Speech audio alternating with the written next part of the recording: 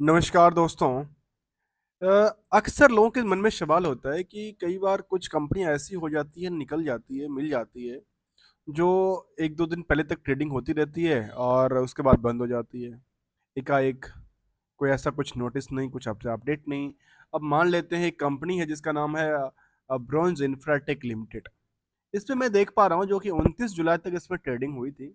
29 जुलाई की ट्रेडिंग के बाद इसमें suspended due to the penal reason में इसको सस्पेंड कर दिया गया। अब सवाल ये उठता है, जो यहाँ पे जो एज ए अभी जो उन्होंने उस टाइम पे लिया होगा शेयर को, एज ए बाय किया होगा, खास कर मैं बायर साइड की बात कर रहा हूँ, बाय किया होगा तो उनकी क्या एक्सपेक्टेशन होगी, यार ये कंपनी तो हमें डुबा दिया, क्योंकि ये तो जैसे हमने इसको बाय किया तो ये मार्केट में इसकी सस्पेंशन हो गई, ये तो खरीदारी, अब बिकवाली बंद हो गया। ये मन में सवाल आते हैं ना कई बार। तो आज हमने भी इसी सवाल के साथ साथ कुछ स्टॉक को एक स्टॉक नाम लिया और इस स्टॉक के बारे में समझने का प्रयास करेंगे, जो आखिर इसमें क्या हुआ ऐसा जहां पे पेनल रीजन की वजह से इसमें कुछ ऐसा अपडेट निकल के आती है।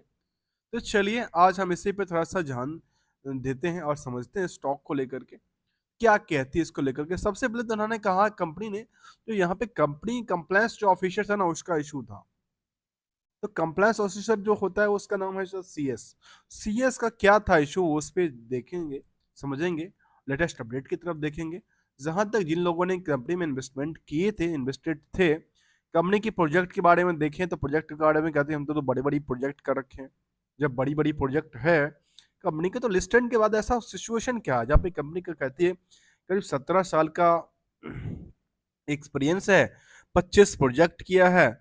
और यदि हम एम्प्लॉय की बात करें तो यहाँ पे एम्प्लॉय में क्या समझ नहीं आती है, केवल 5 एम्प्लॉय से कंपनी काम कर रही है, ऐसा है क्या। और कॉन्ट्रैक्टर की बात करें तो कहती है 50 से ज्यादा कॉन्ट्रैक्टर हैं और 2 लोकेशन पे कंपनी काम करती है और स्टॉक मार्केट में लिस्टेड है। अब लिस्टेड है तो इनका पास क्या क्या काम है, वो हम एक नज़र इस पे डालें तो यहाँ पे वेबसाइट्स पे क्या निकल के आती है। जहाँ पे ये निकल के आई, इनका कुछ प्रोजेक्ट थी और ये पे काम धंधा चलती नजर आती है। अब आते हैं इसको कुछ स्टॉक मार्केट तरफ, जहाँ पे स्टॉक में ये देखा गया जिन लोगों ने खास के लिया, जिनके पास स्टॉक हुआ होगा पोर्टफोलियो में आज भी, उनके पास ये तो दिख रहा होगा, अच्छा मैं तो प्रॉफिट बना चुका हूँ, 6 महीने में हमने 41% का प्रॉफिट बनाया। ऐसे ही आकलन करके देखेंगे तो पिछले 1 साल में देखने को ये मिला कि 55% से ज़्यादा का प्रॉफिट बना और 5 साल में लगातार कितने की, 214% की लगातार बिल्डअप हो गई प्राइस। अर्थात एक रुपया तीन 1 रुपया 3 पैसे का जंप हुआ पिछले 5 सालों में। और इससे पहले यदि आकलन करके देखेंगे तो मार्केट में कहाँ से कहाँ चली गई प्राइस इसकी, खास के इस टाइम फ्रेम में। आखिर इस टाइम फ्रेम में क्या हुआ ऐसा मार्केट को लेकर के, जहां मार्केट में एक हायर टू हायर जनरेट किया, लेकिन बाद में इसको सस्टेन नहीं कर पाई। मतलब मार्केट में कुछ तो ऐसा हुआ था बड़ा, और खास के छोटे स्टॉक में ये बड़ा देखने को मिलता है जहाँ पे पेनिंग ज्यादा होता है, जहाँ पे इंटरेस्टेड शेयर होल्डर की तरफ ध्यान दें तो इंटरेस्टेड शेयर होल्डर कभी कंपनी में करीब करीब 4,000 5,000 के आसपास हुआ करते थे वो 2020 के अंदर। और नियरली सितंबर 23 तक की डेटा जो आई उसमें कितने थी, 77 8,000 के आसपास मान लेता हूँ, 8,000 के आसपास की किसी शेयर की तादाद, शेयर होल्डर की तादाद थी।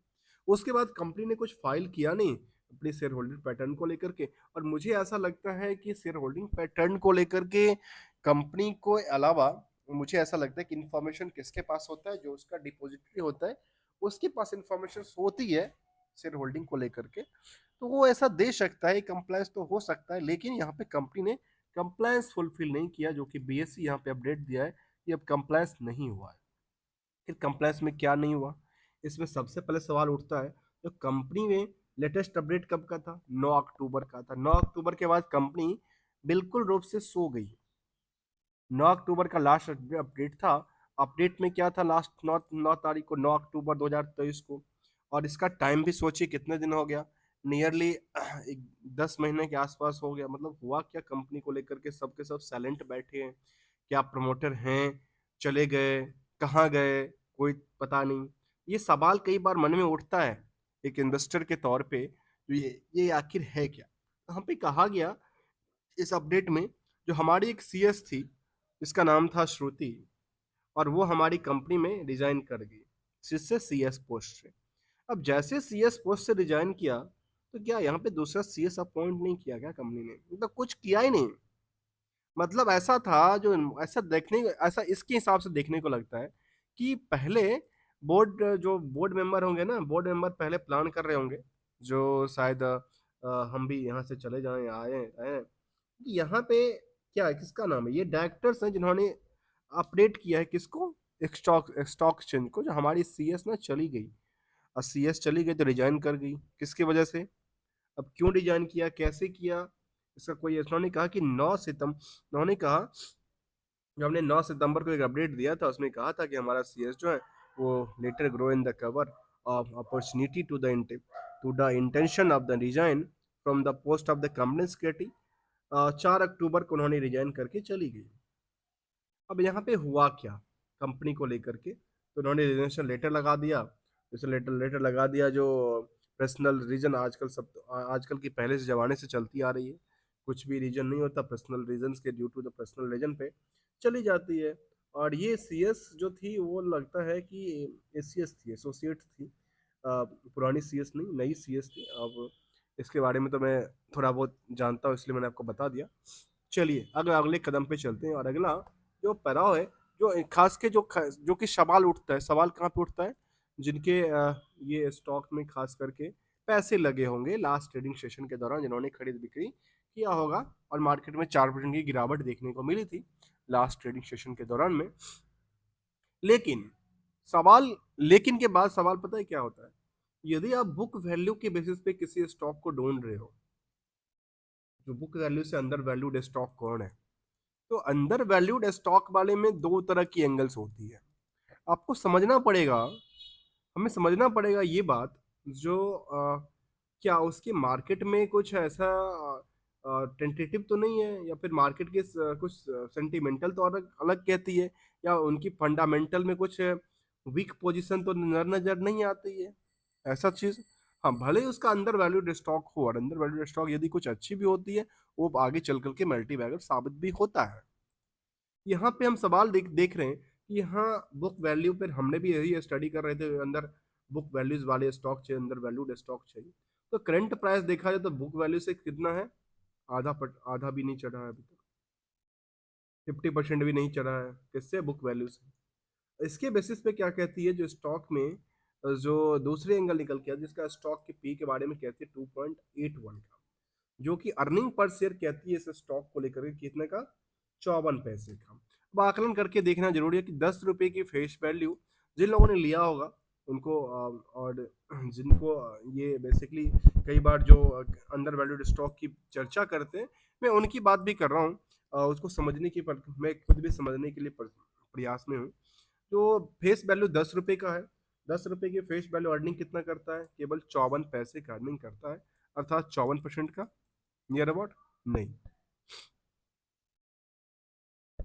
चलिए अगले, अगले कहती है इसके बारे में कि नियरली, जो इसके बाद आरुषि के बारे में कहती कहती नियर 15, आरओई की बात करते 17 से ज्यादा, जिनका कोई ट्रैक रिकॉर्ड नहीं है। अब यहाँ पे एक सवाल और उठता है, जो प्रमोटर्स की होल्डिंग जो है वो 1% के आसपास क्यों है? ऐसा क्यों उठता है जो प्रमोटर्स 1% ही है? प्रमोटर बाकी गए कहाँ, कहीं शिफ्ट कर गए, कुछ हुआ? अब एक और चीज आती है जहाँ पर डेट इक्विटी रेशियो, मतलब इसके हिसाब से यदि देखेंगे, तो यदि इसके पी के हिसाब से देखें इंडस्ट्री भी, तो लगता है कि अच्छा, ये तो स्टॉक काफी बूट शॉट लगता है। कहाँ 3%, कहाँ 3 रुपए का, कहाँ पूरे इंडस्ट्रियल 43 के आसपास निकल के आती है। ये 3 से हम 43 को देखें तो नियरली अभी कितना गुना बढ़ा है। और इतना गुना यदि 1 रुपए का स्टॉक मुझे अगले 5 सालों में भी बढ़ गया, तो कितना हो गया? यदि 10 गुना, 15 गुना, 20 गुना यदि बढ़ गया, नियरली देखा गया कि इसको मैं 18 गुना मान लेता हूँ, 18 गुना बढ़ रही है, यहाँ से मान लेते हैं, यहाँ से 18 इंटू 15 मतलब 24 रुपए का स्टॉक हो जाएगा। मतलब 1 रुपए का स्टॉक, 1.5 रुपए का स्टॉक 24 रुपए का हो जाएगा। बुक वैल्यू से कितना बड़ा हो जाएगा? लेकिन क्या सवाल ऐसा सही है, या ऐसा सोचना सही है? सही है तो कैसी है, आप कमेंट करके बताना। चलिए, जहाँ पे प्रमोटर्स पर बिल्कुल ध्यान देखना चाहिए। डेट टू इक्विटी के बारे में कहती है 0.57 का है, और करेंट रेशियो के बारे में कहती है 0.76 का है, क्योंकि लास्ट डेटा जो होगा उसके हिसाब से कहती है। सितंबर के बाद उन्होंने फाइल किया नहीं, फाइनेंशियल का कुछ पोजीशन दिया नहीं, अब इसका क्या हुआ कंपनी को लेकर के कुछ उन्होंने बात बताई नहीं। जहाँ पे नंबर ऑफ शेयर की जो नंबर ऑफ शेयर थी वो भी 1,73,00,000 के आसपास की नंबर ऑफ शेयर निकल के आती थी। चलिए, अब इसको हम अगले पड़ाव की तरफ ले चलते हैं और समझने का प्रयास करते हैं कंपनी के बारे में।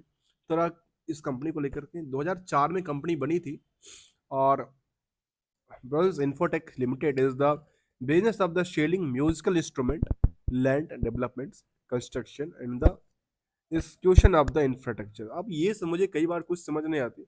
अब ये कंपनी पहले क्या करती थी, म्यूजिक इंस्ट्रूमेंट की सेलिंग की बात करती थी, जहाँ पे आपको पता है ना हारमोनियम्स, गिटार और बाकी सारे चीज, ढेर सारा चीज आता है, हजारों के प्लास्टिक। उसके बाद उन्होंने लैंड डेवलपमेंट काम करना किया, फिर लैंड डेवलपमेंट और कंस्ट्रक्शन काम करना।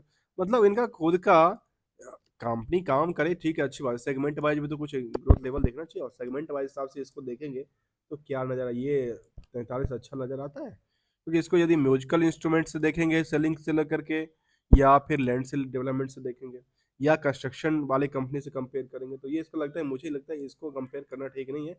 जिसकी वजह से हमने प्राइस जो कहा कि ये इतना प्राइस हो सकता है, आकलन के हिसाब से हो जा सकती थी अगले 5 साल में, ये तो बिल्कुल मैं इससे एग्री नहीं करता हूँ, क्योंकि इनके अलग अलग सेगमेंट में अलग अलग चीजें निकल के आती है। अब आते हैं कुछ सवाल साथ में जो भी हम आगे चल के लेंगे खास के। तो चलिए, अभी तक आपने चैनल को सब्सक्राइब नहीं किया तो चैनल को सब्सक्राइब, वीडियो को लाइक करें, और लेटेस्ट लर्निंग्स के लिए बनते चलते रहें। और चलते रहें का मतलब ये है जो आप इससे जुड़े रहें, और चलते चलते भी समझते रहे चीज़ों को लेकर के, किसको लेकर के, तो कोई जहाँ पे कुछ पैनिक स्टॉक्स की बात करें, या 1 रुपये 2 रुपये 4 रुपये के स्टॉक की आप कंपेयर कर कर सकते हैं, उसको अच्छे स्टॉक से कंपेयर कीजिए जिसका सारे कुछ अच्छे पोजीशन में देखने को बनती है। पेयर से मुझे लगता है कि इनको कंपेयर करना ठीक नहीं बनता, क्योंकि इनका कंपेयर देखना गया कि एनसीसी से किया जाता है, फिर इनके पीयर्स में है, तो मुझे लगता है कि इन सारे के सारे ना चीज़ें गलत है, क्योंकि आपको लगेगा अच्छा ये तो ये कहती है, और इसमें यदि ये सबसे छोटा स्टॉक है, इसकी तादाद तो अगले 5 साल में बड़ा बढ़ जाएगा। ऐसा हो सकता है ना, एक मेंटलिटी होती है एक रिटेल की। तो चलिए, हम इसको ना कवर करते हुए आगे चलते हैं, जहाँ पे रिजल्ट के बारे में जून 22 तक का डेटा था। उसके बाद कुछ ऐसा अपडेट निकल के नहीं आया कंपनी को लेकर के, आखिर कंपनी क्या कर रही है क्या नहीं कर रही है, कुछ अपडेट इसने दिया नहीं। कंपनी का रिजल्ट का पोजीशन क्या था क्या नहीं था, 22 के बाद कोई भी अपडेट, और ये जो कंपनी का अपडेट था वो कब का अपडेट था, 22 का 23 का अपडेट था, उन्होंने दिया था 23 का अपडेट, और उन्होंने कंपनी में डिजाइन किया था 23 को, तो 22 के बाद का अपडेट कुछ हुआ ही नहीं, ऑडिटर भी चले गए। यदि सीएस गया तो ऑडिटर भी चला गया, क्या कुछ ऐसा था कंपनी को लेकर के, फिर हुआ क्या, यहाँ पे कुछ अपडेट निकल के आई तो मुझे समझ में आ सकती है। एनुअल कंप्लायंस उन्होंने अपने मई में अपडेट किया था 2023 में, उस वक्त कोई भी ऐसा अपडेट देखने को नजर नहीं आई, आखिर यहाँ पे क्या चल रहा था कैसे नहीं चल रहा था, कोई लेटेस्ट अपडेट यहाँ पे नजर आती ही नहीं, नजर आती है। चलिए, अगले अगले अगली तरफ चलते हैं और समझने का प्रयास करते हैं कंपनी को लेकर के क्या और कहना चाहती है, कंपनी को लेकर के कुछ और हिस्टोरिकल इंफॉर्मेशन वो क्या कहती है। इससे पहले कंपनी में देखा गया कि 23 में 22 मई को 12 मई को 23 में ही रिजनेशन हुआ था ऑडिटर को, एसोसिएट ऑडिटर ने रिजाइन कर दिया था। उसके बाद कंपनी ने कंप्लायंस ऑफिसर रिजाइन कर दिया। मतलब कुछ तो बड़ी चीज थी यहाँ पे जिसको लेकर के सबके सब रिजाइन करते नजर आ रहे थे। तो मुझे लगता है कि इनके लिए एक स्ट्रिक्ट लॉ में कुछ और चाहिए करने के लिए, तो यहाँ पे डेटा में कुछ ऐसा नजर नहीं आई। लगातार कंपनी में क्या नजर आ रही थी, कंपनी में प्रॉफिट के बजाय कंपनी में लॉस देखने को मिली थी। क्वार्टरली बेसिस में करीब 7 लाख के आसपास का लॉस था, और 7 लाख का लॉस था तो ईयर में 23 तक का मार्च तक का डेटा आया था, उसके हिसाब से उन्होंने कहा कि हमारा 93 लाख का प्रॉफिट बनती है 1 साल में। और 93 लाख के प्रॉफिट यदि बनती है तो इनके बारे में डेटर क्या कहती है, तो ये एक सवाल बनता है ना, 93 लाख के प्रॉफिट आपने दिखा दिया, लेकिन 28 करोड़ का आपने क्या किया, आपने सेल्स बुक कर दिया एक्स्ट्रा। अब ये आपकी जो सेल्स है उसका पैसा कब आता है, ये भी सवाल है ना। तो सवाल कहते हैं हमारे पास पैसा तो 200 एक साल में पैसा आता है, 1 साल में पैसा आएगा तब तो क्या होगा, आपको कुछ भूखमरी की जिंदगी जीना पड़ेगा या रहना पड़ेगा।